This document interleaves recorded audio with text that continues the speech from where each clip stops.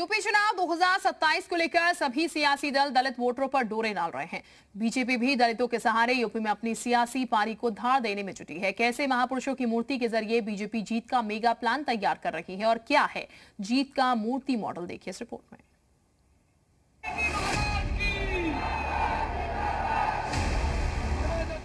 2024 के चुनाव में दलित वोट का बड़ा हिस्सा इंडी ब्लॉक की तरफ शिफ्ट हो गया था। ऐसे में 2027 में फिर से दलित वर्ग का बड़ा हिस्सा इंडी ब्लॉक की तरफ न जाए, इसके लिए सरकार ने दलित समाज को बड़ी सौगात दी है। सरकार ने अनुपूरक बजट में भीमराव अंबेडकर मूर्ति विकास योजना के लिए बड़ा फंड जारी किया है। योजना के लिए 407 करोड़ रुपए प्रस्तावित किए गए हैं। इस राशि से सरकार अंबेडकर समेत दूसरे दलित महापुरुषों की मूर्तियां लगाने का काम करेगी।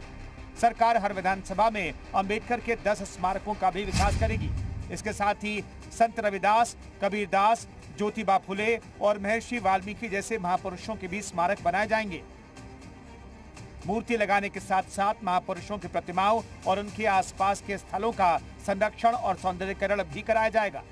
इसके अलावा बीजेपी ने हाल ही में समरसता अभियान की शुरुआत कर दलित वर्ग को बड़ा संदेश देने की कोशिश की है। समाज कल्याण विभाग को भी बजट का प्रबंध किया गया है, औद्योगिक विकास को बजट दिया गया है, मेरे विभाग को बजट दिया गया है।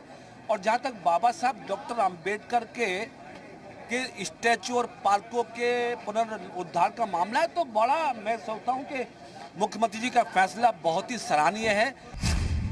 यूपी में करीब 22% दलित आबादी है। 403 सीट में से 85 सीट दलित वर्ग के लिए रिजर्व हैं। 140 सीट से अधिक पर दलित समाज का प्रभाव है। पश्चिमी यूपी में दलित वर्ग का अच्छा खासा दबदबा है और यही वजह है कि बीजेपी इस वोट वर्ग की घेराबंदी करने की जद्दोजहद में लगी है। उधर समाजवादी पार्टी भी पीडीए समीकरण के साथ आगे बढ़ रही है। उधर चंद्रशेखर आजाद से लेकर बीएसपी और कांग्रेस भी दोबारा से दलित वर्ग का भरोसा हासिल करने की कोशिश कर रही है।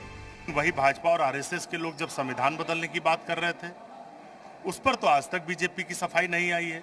तो जिनकी मंशा इस देश के संविधान को बदलने की है, जिस उत्तर प्रदेश की योगी आदित्यनाथ सरकार में 10 साल में सबसे ज्यादा दलितों पर अत्याचार पूरे देश में उत्तर प्रदेश में हुआ, तो ऐसे लोगों की मानसिकता दलित समाज अच्छे से समझता है। यानी 2027 की जंग के लिए हर दल दलित वर्गों को साधने में जुटा है। ऐसे में देखना होगा कि आखिर दलित समाज 2027 में किसका साथ निभाता है और किसे गद्दी तक पहुंचाता है। ब्यूरो रिपोर्ट, जी मीडिया।